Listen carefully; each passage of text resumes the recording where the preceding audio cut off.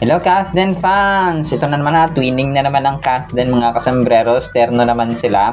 At saka si Sir Alden ay nasa eroplano na, no? Pauwi mga kasambreros. So yan ang ating dalawa sa main items. Unahin muna natin itong terno na naman sila mga kasambreros na kulay white. Tapos yung isa kasi dito, di ba, nasa liig ni Sir Alden. Tapos si Ma'am Catherine din ay nasa liig yung kanyang kamay mga kasambreros. So hindi ko alam kung talagang nagko-coincidence na ito mga kasembreros, no? Siguro yung kanilang producer or yung nagde-direct sa kanila ay ito dapat ang gawin kasi Sir Alden ay white flower niya ito, no? Na endorsement mga kasembreros na bagong post mga kasembreros. Tapos si Ma'am Catherine nga yung sa AIA niya mga kasembreros, no? And nagulat ako kasi bakit kulay white, no? Yung suot ni Sir Alden dapat blue, di ba? Kasi blue yung parang color motif ng white flower. Pero white naman talaga siya kasi nga white flower mga kasembreros. So si Sir Alden dito parang nag-acting siya, no? Na kunyari masakit ang kanyang, tapos yung sa liig, tapos kunyari masakit yung kanyang liig, tapos kunyari maghahaplas siya, no, ng dito ng white flower mga kasembreros sa kanyang kamay. So ang cute. Ang cute ng acting dito ni Tisoy mga kasembreros. Tapos kunyari nagla-laptop siya, kunyari masakit yung kanyang ulo dahil sa mga gawain mga kasembreros, kaliwat kanang gawain.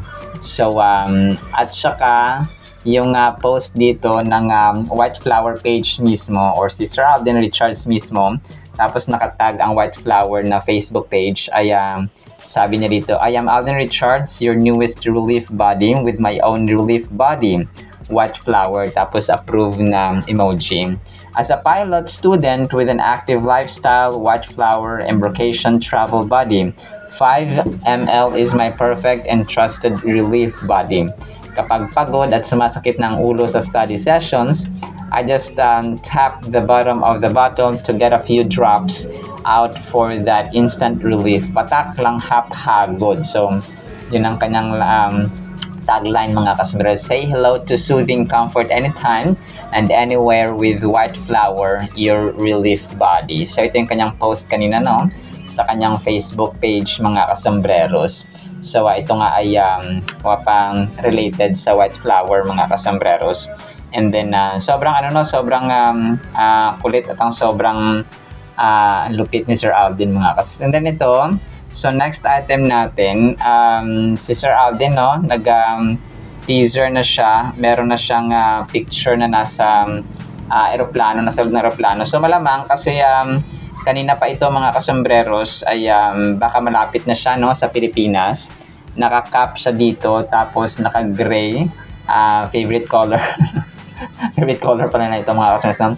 Tapos yung cap, no, yung sombrero ay may pangalan na Paso Stelvio Mount 2758 Italy. So remembrance ito, no?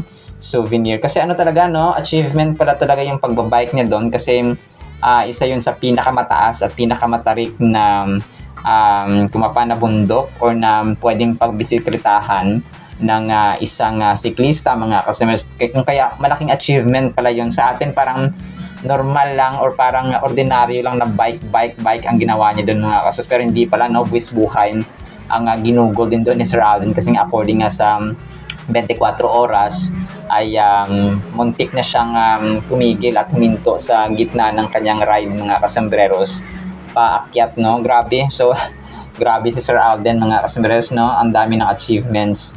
So congrats Pops sa Alden. Tapos, so baka mamaya, no, or baka mamaya or magugulat na lang tayo na nagpo-post na siya or nag-post na andito na siya mga kasembreros. And then ito, kay Ma'am Catherine, parang ano siya, no, kasi nag-post na isang admin dito na forever ganap na ata yung kapag may bagong starlet na pausbong ikukumpara or iko-compare muna kay Catherine Bernardo. Tapos, may crying emojis mga kasembreros, no, na 3 piraso. Girly is forever the standard. She's not a nepo baby and she's living proof of hard work, talent, and grit, no. Proud of her always. So ito po ay parang nalungkot, no, yung isang admin kasi nga, no, sina Fiang, sina Kyla, sino pa ba ang mga bagong kinukumpara kay Ma'am Catherine, kay si Ma'am Nadine at saka siya, no, wala, actually hindi, yung fans lang actually yung mga nagkukumpara lang talaga sa mga artista. Pero sila, no, they're doing their jobs, may kanya-kanya silang management, may kanya-kanya silang mga talent managers, and may kanya-kanya silang mga projects at ganap sa buhay. So tayo lang talaga or yung mga fans ang nagkukumpara mga kasombrero sa mga artista, no? Kasi nga parang part na yun ng kultura talaga ng mga Pilipino, mga kaswas, kasi nga ang lakas talaga ng fandoms dito sa ating bansa.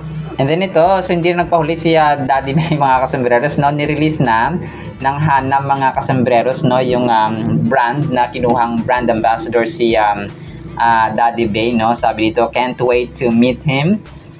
So ready to meet mga kasambreros si Daddy Bay nga, no? Ang lupit ni Daddy Bay, no? It's time to meet, no? To meet, sabi dito, Hanam's new brand ambassador. So Hanam's, ito kasi yung parang ang lupit ni Daddy Bay mga kasi, ang kulit niya. So talagang hindi na nagpahuli si Let's Live Young, sabi dito ni Mr. Richard Fulkerson Sr. mga kasambreros, no? So ang endorsement, ang tagumpay, wala talagang pinipiling edad mga kasambreros, no? Kapag time na talaga at saka i-approve ng Panginoon ay bibigay niya. So dati kasi yung in-upload natin nakaraan ay ibang video din po yun. So ito yung parang pinakabago nila mga kasambreros, no?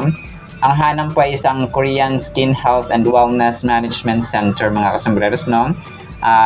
Parang pangalaga siya sa kalusugan at saka sa balat mga kasambreros. So congrats Daddy Bay. More achievements pa, no, sa kanya mga kasambreros, na kung saan siya nga ay talagang pinagpala din kasi nga sila ay God-fearing mga kasambreros. So nag-post pa actually ang Hana sa kanilang Facebook page introducing our new brand ambassador. He's so excited, or he's excited to live young, to take care of his skin he's earned, to treat his body with the same love he's given to others, to remind us all that self-care has no deadline. This isn't reinvention, it's a return to self, to strength, to stillness. Introducing Hanam's first ambassador, Richard Fulkerson Sr. Daddy Bay, because the best time to start live young or living young is now. So ang kanilang clinic pala ay nasa Parkway SM City, Fairview mga kasambreros. So Hanam Korean Skin Care or Skin Health and Wellness Management Center. So upper ground level, Parkway SM City, Fairview mga kasambreros. So kung trip nyo po napuntahan. And then ito, so another picture pala ito, no, ni Sir Alden sa kanyang white flower. Parang contract signing pala ito mga kasambreros.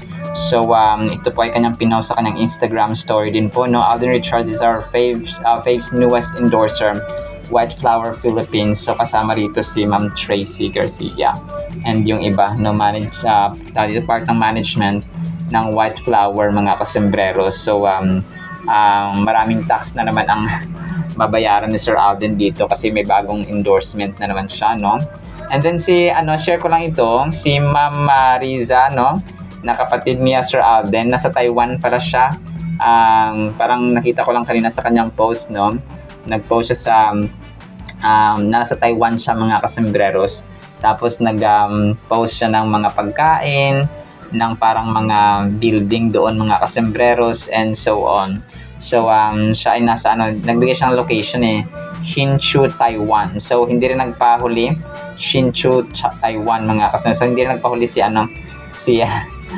Riza mga kasambreros, no, ng pagbakasyon. Tapos si Mami Min ay nag-post din siya, no, sa kanyang Instagram story ng CAD Clinic mga kasambreros, na pinakita niya doon sa may magic sarap nila na endorsement, na buong pamilya sila ay may maganda silang smile, no, na may magandang ngiti mga kasos, because they have a pleasant and white teeth, no, clean teeth mga kasambreros. So parang nagbigay-pugay sila or nagpapasalamat sa CAD Clinic mga kasambreros. So Center for Advanced Dentistry.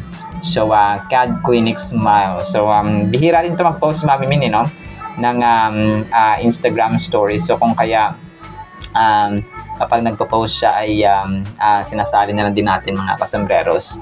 So ayun po. Alright, so lang po sa ating Kathleen items actually. abang-abang pa tayo, no? Tomorrow is another day. Abang tayo ng mga updates pabukas ni Phenomenal Box Office Cinema King at Phenomenal Box Office Cinema Queen, mga kasembreros. So, today is September 16, 2025. Martes na po. So, sana po ay pakinggan po natin ang Word of God. And blessed evening po sa bawat isa. At para po sa ating Word of God ay sobrang ganda po nito, mga kasembreros. Ang title po, Ang Pabor ng Diyos. Psalm 90 verse 17. May the favor of the Lord our God rest on us. Establish the work of our hands for us. Yes, establish the work of our hands. Napakaganda ito, mga kasembreros.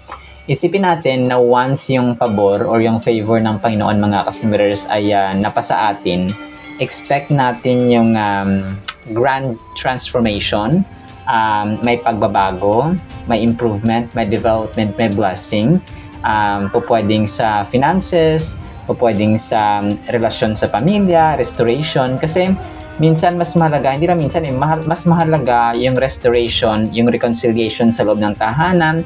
For example, nag-aaway si nanay tatay, or yung magkapatid, or yung mag-asawa, tapos nagbalikan, mga kasembreros, nagpatawaran. So, mas mahalaga yun actually kumpara mo sa mga properties, sa mga pera, or sa anumang material wealth, mga kasembreros. Kasi hindi nabibili ang pera yung magandang relasyon, mga kasembreros, sa pamilya.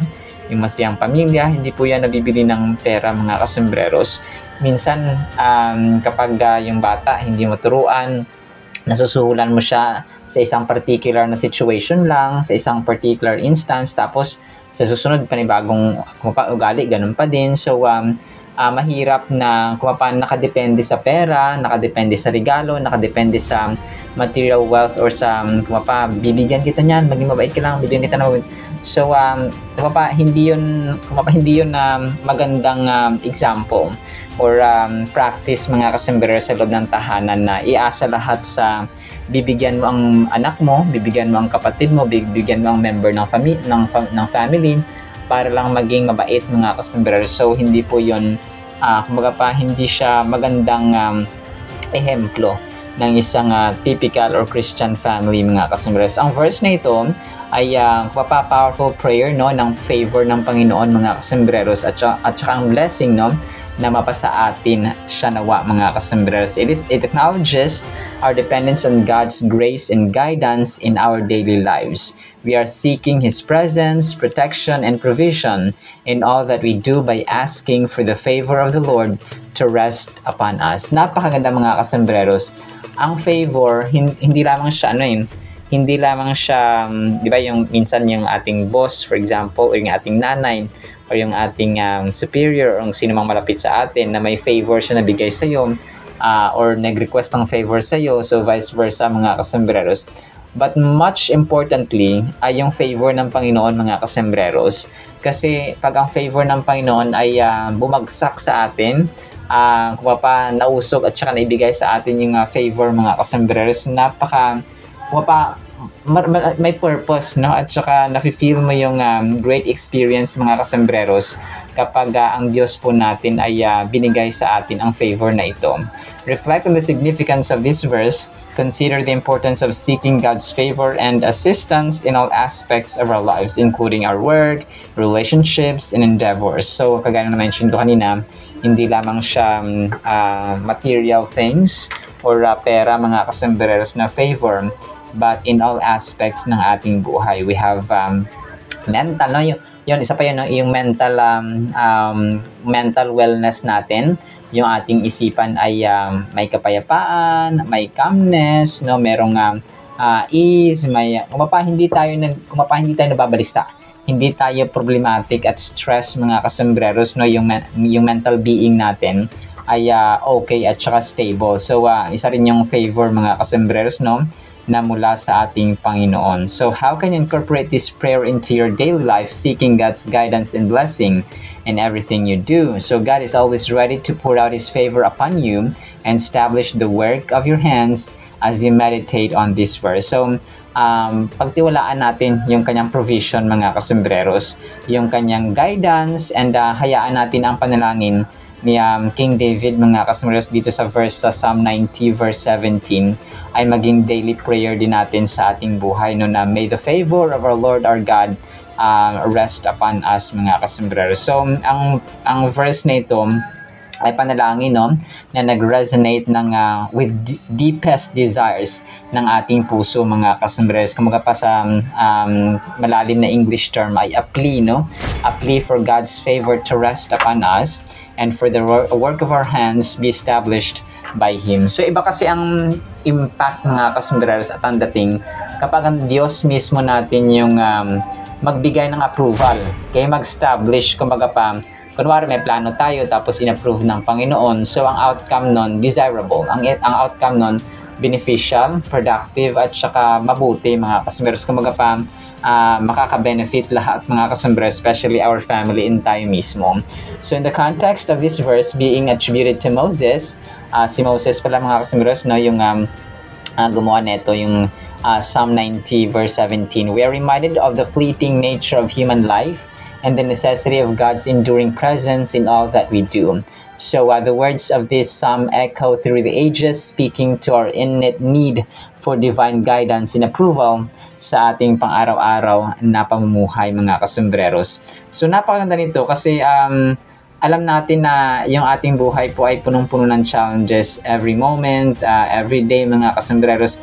Nakaka-encounter tayo ng problema sa finances, problema sa pamilya, problema sa relationships, problema sa kung paano natin maitaguyod na naman yung isang araw, mga kaso, especially sa mga may hirap, no, sa mga marginalized na mga sa mga kapwa natin, mga tao na talagang sa ilalim ng laylayan ng kahirapan, mga kasombreros. So talagang ito po ay relevant na kasi ang mga mahirap, yung iba ay hindi sila dumudulog sa Panginoon. So they always work kasi nga they need money, they need finances to survive. Pero kapag mahirap tayo, tapos wala pa tayong pananampalataya, wala pa tayong panahon sa Panginoon, so mas lalo tayong madadown at madidiin, mga kasomers. That is why kung tayo po ay mahirap na financially, ay yung spiritual aspect natin ay palakasin natin, mga kasembreros. So, ganun po siya. The relevance of Psalms 90 verse 17 in today's society is profound. In a culture that often values productivity over purpose, yun, nasabi ko na, mas gusto nila mag-produce mga customers over purpose. Kung sa kanila, basta makapag-produce sila ng pera, makakain, makabili ng pagkain, and so on. This verse serves as a poignant reminder that true fulfillment comes from seeking God's favor and aligning our efforts with His will. So, yun, mga kasombereros, talagang i-align natin yung ating plano, yung ating desisyon sa Kanya. Kasi kahit na magkamalman tayo ng maraming pera, for example, kung wala namang purpose at saka yung purpose natin ay magpadami lang ng pera, everything is useless, everything is meaningless, and everything is purposeless, mga kasombereros. So, anin mo yung maraming pera, wala nang purpose ang buhay mo, wala ka namang Diyos, mga kasombereros. So, useless. It challenges us to view our daily tasks as opportunities to glorify God and contribute to His greater plan. By recognizing that our work is ultimately in God's hands, we can find peace and purpose in even the most mundane of tasks. So kahit na sa mga maliliit, mga ordinaryo na mga tasks natin, iba kasi yung galaw, iba yung attitude, no, yung behavior ng isang tao na alam niyang may godly purpose siya, nabubuhay, mga customers, over doon sa mga tao na easy-go-lucky, no, walang panahon sa Panginoon, walang relationship sa Panginoon, and so on, mga customers. No, magkaiba talaga, mga customers. Makita mo talaga yung pagkakaiba, yung difference ng mga tao, the way they speak, no. Kapag ang taong may Diyos, talagang malalaman at ma-identify mo ba, there is that distinction, no, may difference talaga, mga kasombrero, sa mga taong may Diyos at saka walang Diyos, mga kasombrero. So parang dun pa lang sa actions nila ay mababasa mo na, siguro Christian to, siguro may relationship to sa Panginoon, ito naman wala. So ganun, mga kasombrero. So napakaganda nito, no, yung verse na ito, mga kasombrero. Sana po ibasahin po ninyo din, no, sa inyong pong bahay at sa Biblia sa inyong tahanan. Alright, but in the meantime, lang po sa ating Word of God, no, pagpalain po tayo ng pag-ibig, pananampalataya, pag-asa, favor or pabor mula sa ating Panginoon Diyos. In the mighty name of Jesus Christ, we pray. Amen and amen. See you sa next segment, mga sunod. Paalam po. I love you.